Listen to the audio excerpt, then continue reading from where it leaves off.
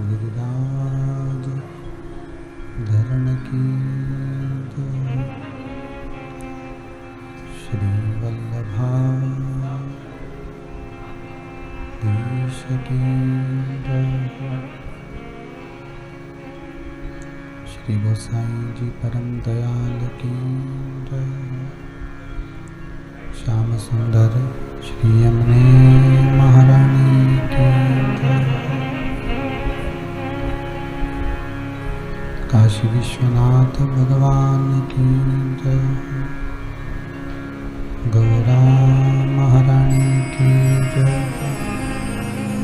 श्री गणेश जी महाराज की जय, सरस्वती मात की जय, खेड़ापति सरकार की जय,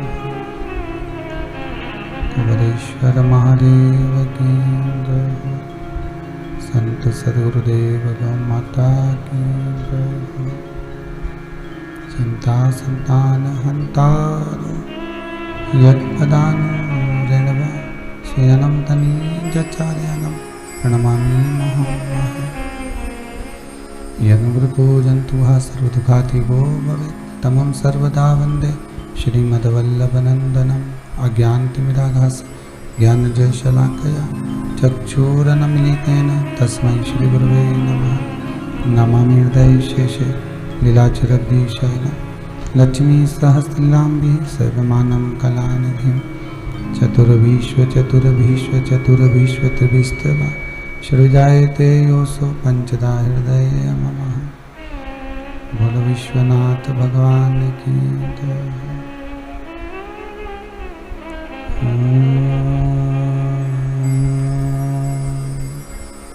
नमः शिवाय। नमः शिवाय। नमः शिवाय। नमः शिवाय। नमः शिवाय।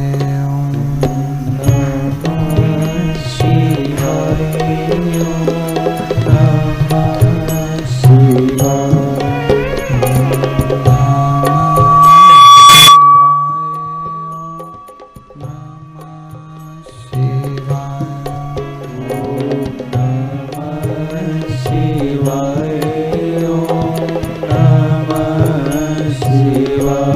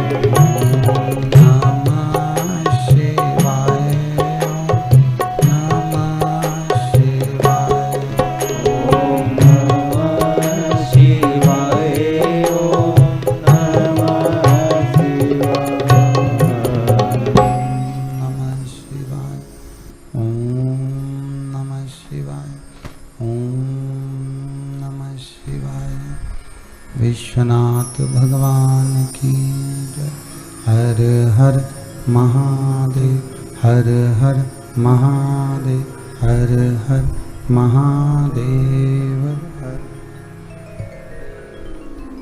काशी विश्वनाथ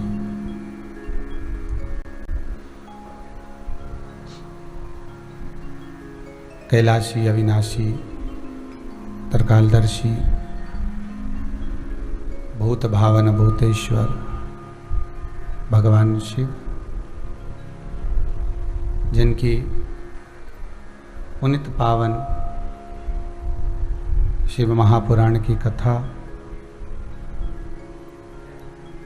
जो जीवन का सुख प्रदान करने वाली है, आनंद देने वाली है, ऐसी रस तत्ववान भगवान शिव की भक्तिमय रसमय आनंदमय भूत भावन भूतेश्वर की भगवान शंकर की पावन शिव महापुराण की कथा अपन सभी को भगवान शिव की कृपा से श्रवण करने का सौभाग्य प्राप्त हुआ है। देवाधिदेव महादेव श्रावण का पावन महीना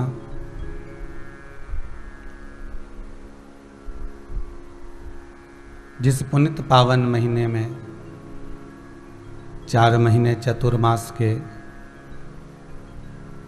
भगवान शिव इस सृष्टि के कार्य को संभालते हैं।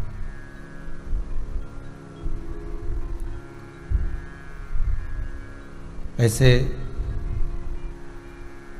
चातुर्मास के अंतर्गत श्रावण के महीने की पहली शिव महापुराण की कथा का रसास्वादन स्वर्गीय नारूजी बोंडे, श्रीमती निर्मला जी बोंडे, सोनम श्री विजय जी बोंडे द्वारा इस पावन शंकर की कथा का रसास्वादन श्रवण करने का सौभाग्य बोंडे परिवार छिंदवाड़ा द्वारा प्राप्त हो रहा है। भगवान भूत अधिपति भूतेश्वर कैलाशी अविनाशी शिव की कृपा करुणा दया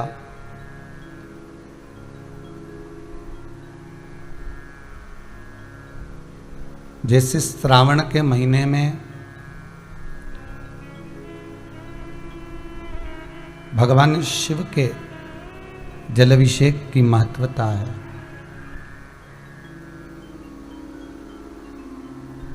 दूर दूर से अभी तो खैर कोरोना महामारी के चलते कावड़ नहीं जा रही हैं, पर पहले जब कावड़ जाती थी तो गंगा का जल पवित्र पवित्र नर्मदा, यमुना, सरयू, सरस्वती, मंदाकिनी आदि जो पुनित पावन नदियां हैं, इनके जल को ले जाकर देवाधिदेव महादेव का स्नान कराते थे, जल चढ़ाते थे।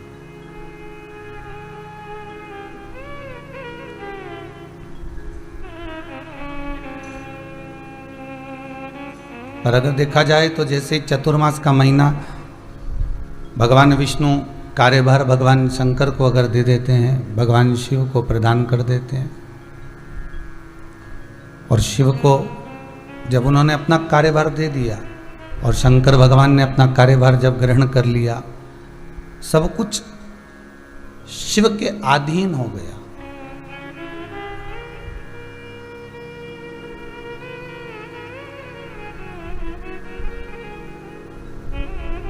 चातुर्मास की जो शुरुआत है ना, वो शंकर से है, और उसके बाद में फिर बीच में बहुत त्यौहार भी आएंगे, पंचमी, नाग, नारायण की लीला, कृष्ण अवतार, वामन अवतार, आदिक जितने भी फिर अवतार बीच बीच में आते जाएंगे, उनका स्मरण होता जाएगा। पर चतुर्मास की जो प्रारंभ शिला है, चतुर्मास का जो प्रारंभ है, उसमें सबसे पहला अगर कोई भाव व्यक्त किया गया है तो शिव की आराधना का।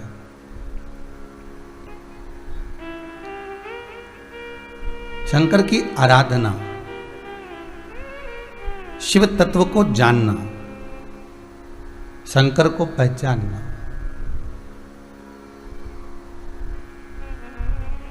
संपूर्ण विश्व के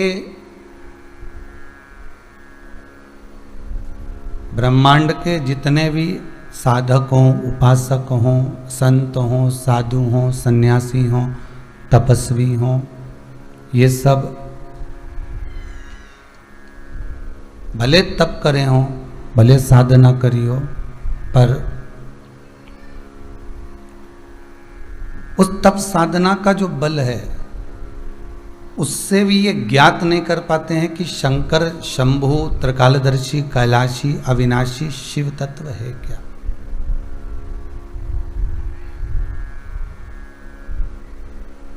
शिव तत्व में है क्या आखिर? शंकर में ऐसा क्या है कि केवल जल चढ़ा देने से भी शिव हमारे को प्राप्त हो जाता है, या शंकर हमारे मन के भाव को जान जाते हैं?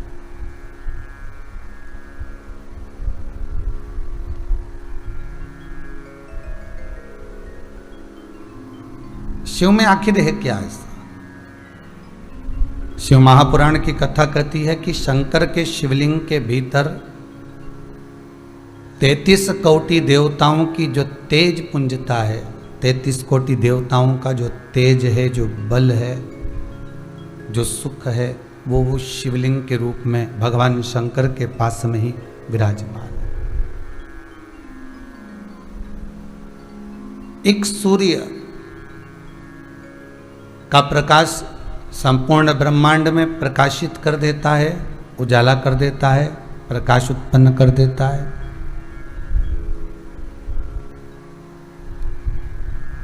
संपूर्ण ब्रह्मांड में एक सूर्य का प्रकाश चारों तरफ प्रकाश उत्पन्न कर देता है। उसी तरह शंकर के इस शिवलिंग का जो तेज पुंज है, मात्र जल का एक पात्र जब हम समर्पित करते हैं, जल का एक भाग भी अगर हम शंकर को दे रहे होते हैं, तो उस जल के भाग से हमको जो प्राप्त होता है, लिंग पुराण कहती है कि ऐसा कोई सुख नहीं है जो मनुष्य के खाते में नहीं लिखा जाता। श्रावण के महीने में अगर एक जल की बूंद भी आप शिव को चढ़ा रहे हो तो उसका फल कितना है वो देखिए।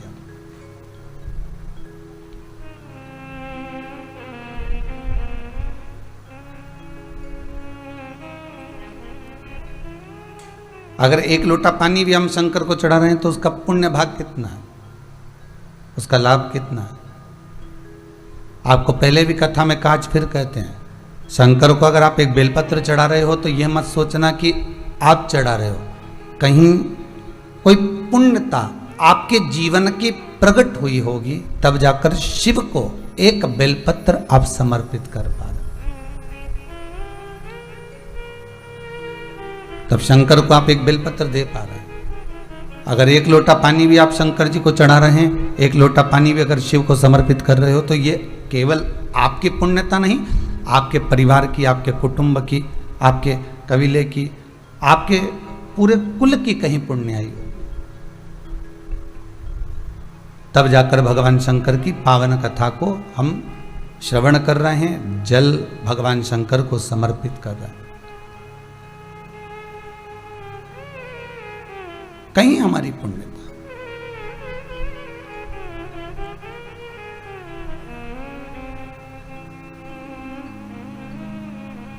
कितना सुंदर लिखा है गर्ग संहिता के अंतर्गत, मुख से हर हर महादेव निकल जाना, या मुख से ओम नमः शिवाय निकल जाना, या श्री शिवाय नमस्तुभ्यम का स्मरण निकल जाना, या राम या कृष्ण का नाम निकल जाना।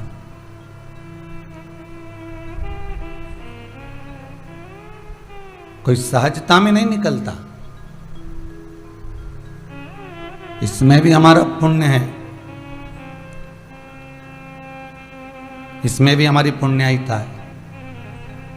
आप 24 घंटे काम करते हो, 24 घंटे व्यापार करते हो, व्यवसाय करते हो, सबसे बात करते हो, शक्कर इतने रुपए किलो है, चावल ये भाव है, दाल ये भाव है, पर आपके मुख से शिव का गुणगान निकलता है क्या?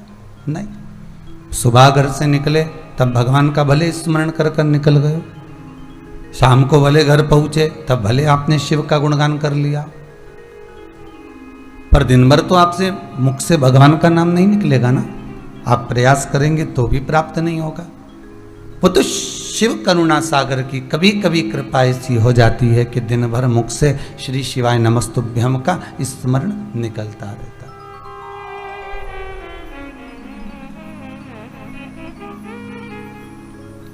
एक बात पहले भी कही, आज फिर कहते हैं, बहुत ध्यान से सुनिएगा।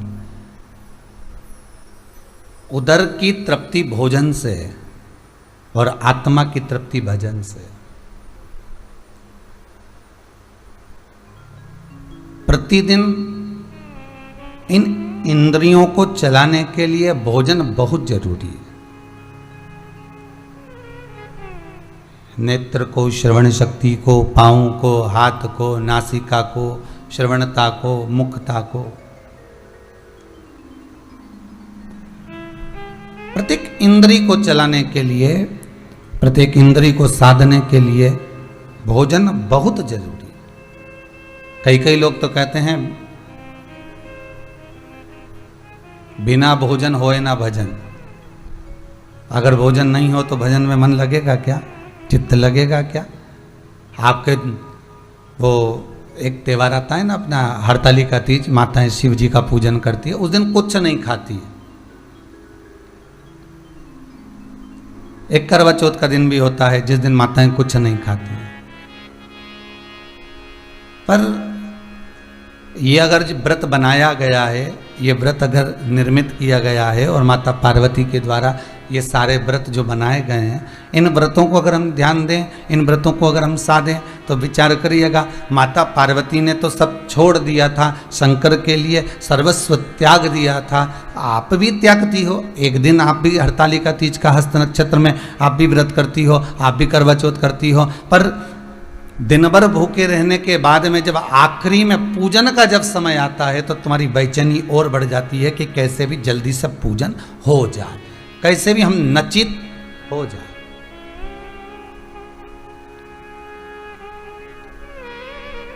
कैसे भी एक बार ये पूजन संपूर्ण हो जाए और हम फ्री हो जाएं और बाबा की ऐसी कृपा हो जाए कि हमारी पूजन भगवान स्वीकार कर ले।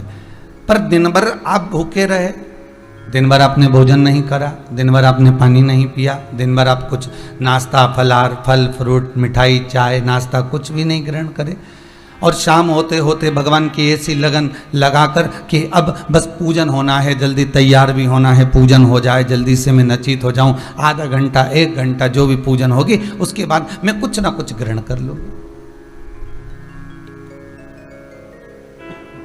उसके बाद मैं कुछ ना कुछ पा लूँ।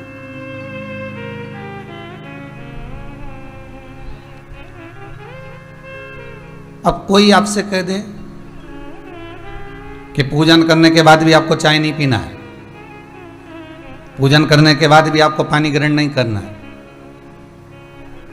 भले पति का मुख चलनी में देख लो है, भले पति की भी पूजन कर लो, पर इसके बाद भी आपको कुछ नहीं खाना पीना है, पर मन लगेगा क्या? नहीं, कि अब हमने पूजन कर लिया, अब हमको थोड़ा थोड़ा प्राप्त होना चाहिए, अब हमें थोड़ा मिलना चाहिए। उदर की तृप्ति भोजन से।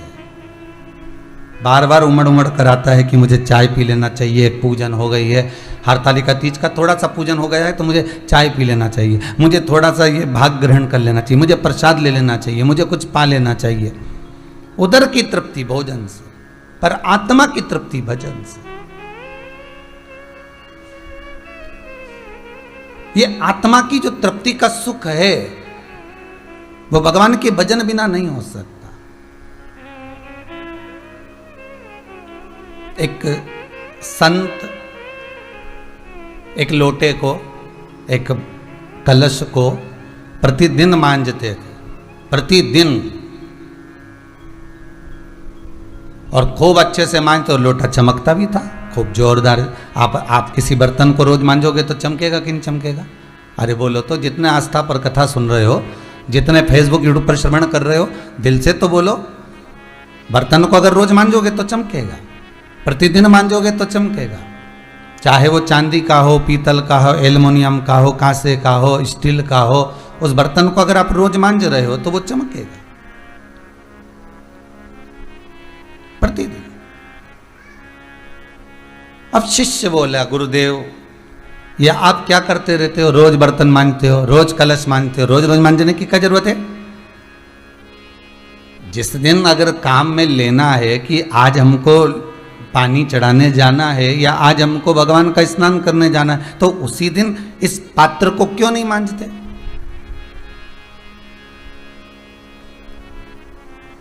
केवल वही दिन मांजो ना जिस दिन जरूरत है, पर रोज रोज मांजने से कौन सा फायदा है? तो गुरुजी ने कहा, अच्छा कोई बात नहीं बेटा, मैं इस बर्तन को, मैं इस लोटे को, मैं इस कलश को रख देता हूं। और गुरुजी ने उस कलश को उठाकर रख दिया, गुरुजी ने उस पात्र को उठाकर रख दिया। जब गुरुजी ने पात्र उठाकर रख दिया, रखने के बाद 8-15 दिन निकल गए, 20 दिन निकल गए, 22 दिन निकल गए, 1 महीना निकल गया, और गुरुजी ने कहा, बेटा वो सावन का महीना आ गया है, तो जा कलश लेकर आ और उसको अच्छा साफ कर लेके आना, पहले जितना चमकना चाहिए हो। अब ईमानदारी से बोलो, जो रोज बर्तन मांजता था उसकी जो चमक थी, एक दिन मांजने में वो चमक आ सकती है क्या? नहीं आई।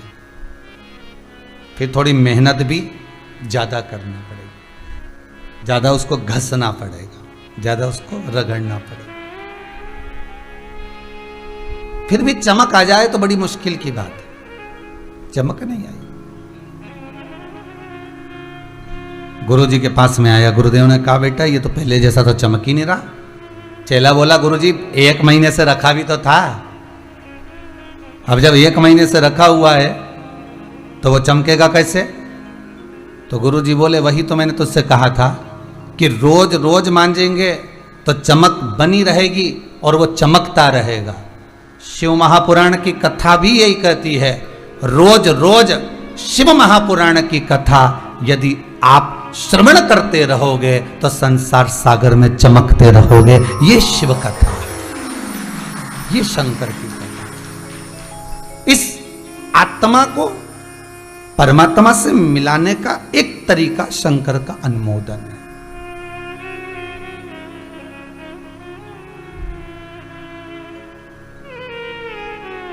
श्वास रूपी शिव इस शरीर में है तो ये शरीर है, श्वास रूपी शिव इसमें से निकल गया तो ये शव बन गया। फिर इसमें शरीर का कोई भाव नहीं रहा,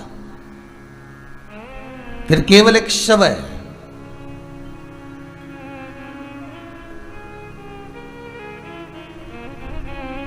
एक व्यक्ति ने कोई प्रश्न किया है, यहां तो वो पत्र नहीं है पर पत्र आया है, उसमें लिखा है उसने कि व्यक्ति का सबसे पहला शमशान कहां होता है, सबसे पहला शमशान किस जगह पर है?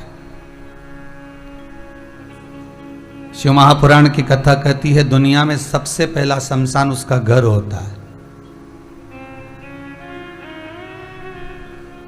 मरेगा, भले ये कोरोना महामारी में लोगों के प्राण छूटे तो शमशान डायरेक्ट ले गए, पर बाकी के समय तो आप ध्यान दीजिएगा, अगर मरने वाले व्यक्ति को भले एक्सीडेंट में मरा, काय में भी मरा, पर सबसे पहले उसको लेकर आते हैं तो घर में ही लेकर आते हैं, मतलब सबसे पहला शमशान तो घर ही है। और एक शमशान से साध कर दूसरे शमशान की ओर भेज दिया जाता है।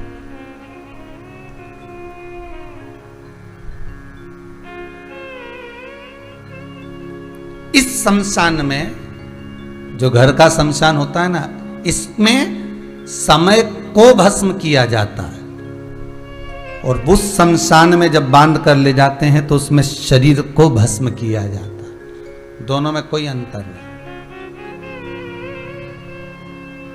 यहां हमारा समय भस्म हो रहा है। हम हमारे परिवार में रहकर काका, नाना, बुआ, फूफा, मामा, मामी, चाचा, चाची, बुआ, बहन, जमाई, बेटी, पोता, पोती, नाती, पंती, इन सब में अपना समय हम गंवा रहे हैं। इसमें हम अपने समय की आहुतियां दे रहे हैं, इसमें हमारे समय को हम भस्म कर रहे हैं। और जब आखिरी में कुछ भी नहीं रहता, तब इस शरीर में जब कुछ बचा ही नहीं है, समय पूर्ण तरह से जब भस्म हो जाता है, तब इस शरीर को बांधकर दूसरी जगह भेज दिया जाता है कि अब वो शरीर उस शमशान में जाए।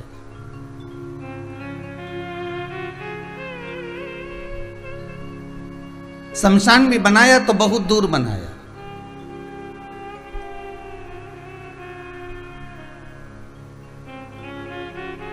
एक बार किसी संत से पूछा गया, इतनी दूर शमशान बनाने का फायदा कौन सा है, कारण क्या है? संत ने कहा, उसका एक कारण है कि जब मुर्दे को घर से लेकर आएंगे, शमशान जब दूर बनाया जाता है, मुर्दे को जब लेकर जाया जाता है, उस समय पर जितने लोग मुर्दे को उठाकर चलते हैं, कम से कम राम नाम लेते हुए तो चलते हैं।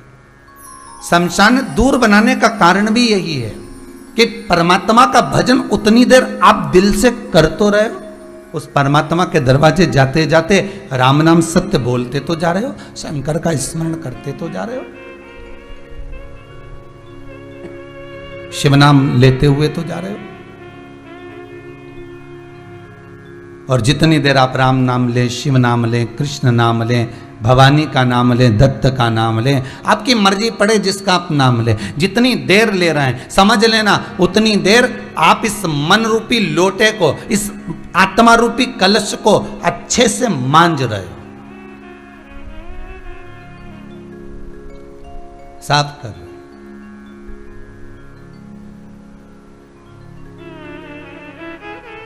और जब अगर ये मन ही साफ ना हो, तो फिर तन पर कितना भी आप कुछ भी लपेट लो, कुछ भी धारण कर लो, कितना भी पाउडर लगाओ, कितना भी साबुन लगाओ, कितना भी क्रीम लगाओ, ये शरीर किसी काम का नहीं, फिर उसकी महत्वता नहीं।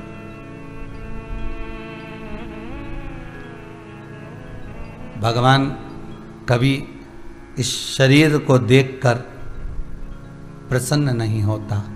भगवान अगर प्रसन्न होता है तो केवल ये मन, ये आत्मा, ये चित्त वृत्ति देखकर प्रसन्न होता है। आपका भाव क्या है? आपकी चित्त वृत्ति क्या कर रही है?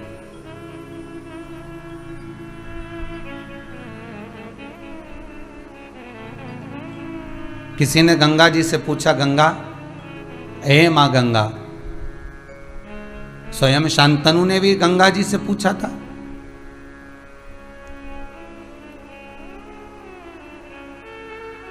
वो राजा शांतनु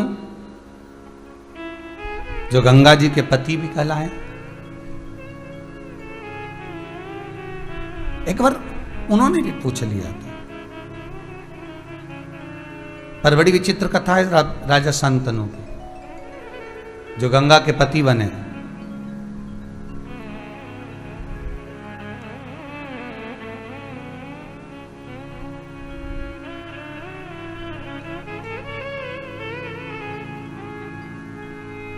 बड़ी विचित्र है महाराज, जो गंगा के पति बने हैं, जरा विचार करिएगा राजा शांतनु पर। एक जरा सी गलती, मात्र छोटी सी एक गलती,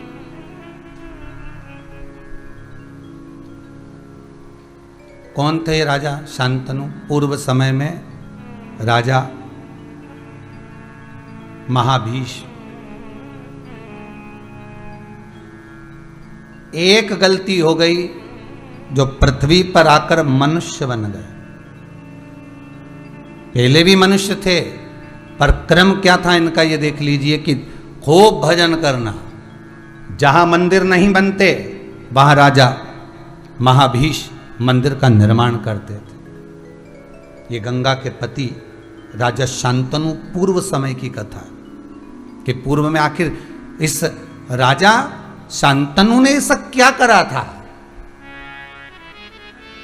राजा शांतनु ने ऐसा किया क्या था जो गंगा के पति बन गए।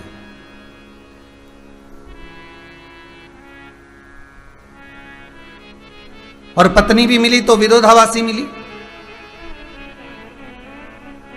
कभी कभी विचार करिएगा, पत्नी मिले और आपका विरोध करने वाली मिले ना, तो विचार करना कि हमने पूर्व में ऐसा कौन सा कर्म करा था जो ऐसी मिली है कि हमारा विरोध कर रही है। आप भजन करने बैठो तो वो विरोध कर देती, क्या करोगे भजन करके?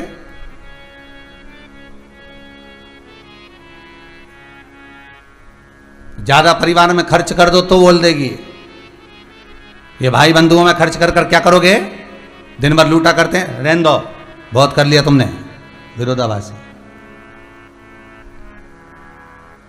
4 दोस्त लोग भोजन कर रहे हैं, उनकी धर्म पत्नियां भी बैठी हुई हैं, और पति ने अगर बिल दे दिया, पैसा जमा कर कर आ गया, या कचौड़ी समोसा पूड़ी भजिया उसका बिल दे दिया, तो विरोधाभास। तुम्हें क्या जरूरत है, तुम क्यों दे रहे हो, तुम्हें ही क्या पड़ी है जो सारा बिल तुम चुकाए जा रहे हो? विरोधाभास।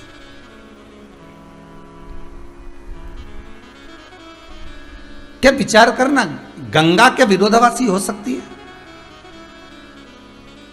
पर राजा शांतनु के कारण गंगा को भी विरोधाभास करना पड़ा। गंगा को भी कहना पड़ा विवाह के समय पर, सुनो राजा शांतनु, मैं तुमसे विवाह करने को तैयार हूं, मना नहीं, पर बात एक इतनी सी है कि आप मुझसे कोई प्रश्न नहीं करोगे और मुझे किसी कार्य के लिए टोकोगे नहीं। ना तो तुम प्रश्न करोगे और ना तुम मुझे रोकोगे, ना तुम मुझे टोकोगे। मेरा मन, मैं जो करना चाहूंगी मुझे करना पड़ेगा, और मेरे मन के अनुसार मैं कुछ भी कर सकती हूं। मेरे मन के अनुसार बहुत कुछ मुझे करना होगा, बस प्रश्न मत करना, और ना मुझे रोकना ना मुझे टोकना। और वही हुआ था, गंगा जी के जितने बच्चे होते थे गंगा पानी में बहा कर आ जाती थी, और राजा शांतनु रोक नहीं पाते थे, विरोधाभासी थी। कारण क्या था? क्या मेरी गंगा महारानी विरोधाभासी हो सकती है? नहीं। किसी एक व्यक्ति के कारण गंगा को भी विरोधाभास करना पड़ा। कितना दानी थे महाराज पूर्व में राजा शांतनु। राजा महाभीष जिनका नाम था पूर्व समय में, राजा शांतनु का नाम था राजा महाभीष। और यह महाभीष इतना दान करते, इतना पुण्य करते, इतना सत्कर्म करते, इतना भजन करते। कहीं मंदिर नहीं, मंदिर बनवा दिया, कहीं तालाब नहीं, तालाब बनवा दिया, कहीं कुआं नहीं, कुआं बनवा दिया, कहीं बावड़ी नहीं, बावड़ी बनवा दी। जहां मन करता उनका पुण्य करने का, दान करने का, सत्कर्म करने का, जहां मन होता वहां कर देते थे।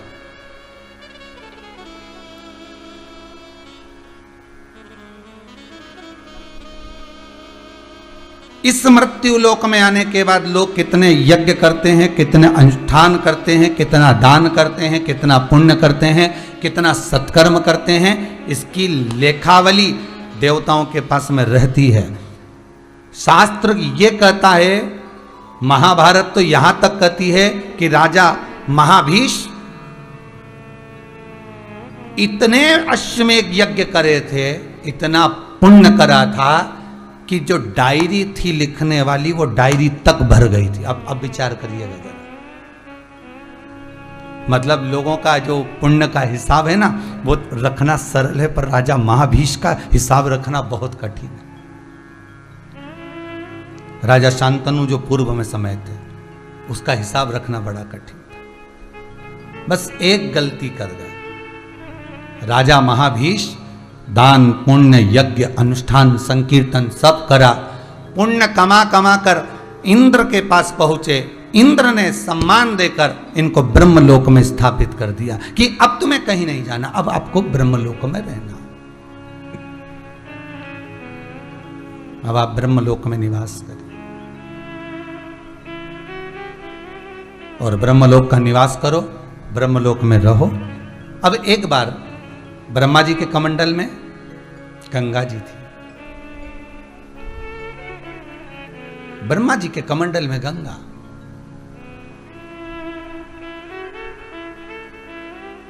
और ब्रह्मदेव के कमंडल में जो गंगा विराज रही थी उसने सुंदर कन्या का रूप रखकर, सुंदर स्त्री का रूप रखकर, इतनी सुंदर वस्त्र धारण कर कर, आभूषण को पहनकर मां गंगा जैसे ही कमंडल से बाहर निकलकर जाने लगी, इतने में जैसे ही गंगा निकली और गंगा कमंडल से निकलकर जा रही थी, निकलते समय पवन का वेग चला, और पवन का वेग चला तो गंगा मैया का जो साड़ी का पल्लू था, जो एक वस्त्र था, वो थोड़ा सा उड़ा।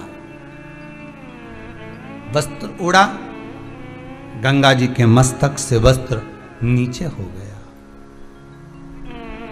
जितने देवता उस सभा में विराजमान थे, जितने देवता उस सभा में बैठे थे, सब ने अपने नेत्रों को नीचे कर लिया।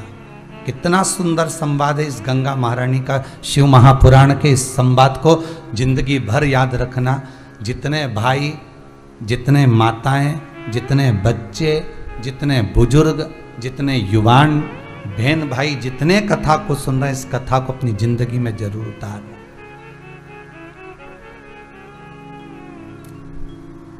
पहले भी कहा, बार बार कहा है, अंधों को देखकर कभी नहीं हंसना, शरीर से विकलांग को देखकर कभी नहीं हंसना।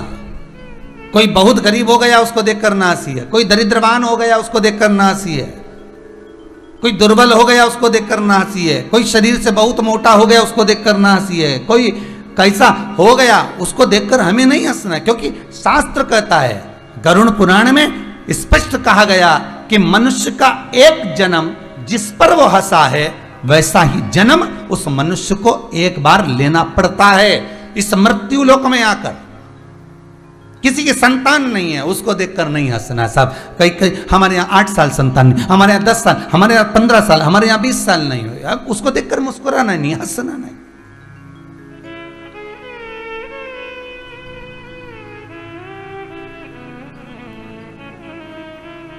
कोई शरीर से बेकार हो गया हो, किसी को शरीर में दाद हो जाती है, किसी को खुजली हो जाती है, किसी का, ये चमड़ी है, ये शरीर है।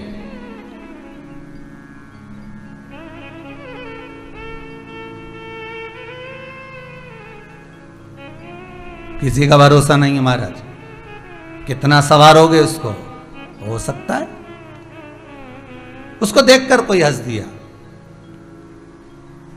कोई मुस्कुरा दिया, कोई कुर्सी पर बैठा है, कुर्सी का पाया टूट गया, कुर्सी है, बैठे हो, टूट गया, गिर गया, वहीं पर खड़े हुए लोग हंस दिए, मुस्कुरा दिए। याद रखिएगा, ये सारा आपको इसी मृत्यु लोक में, इसी शरीर में भोगना है, कोई दूसरा नहीं।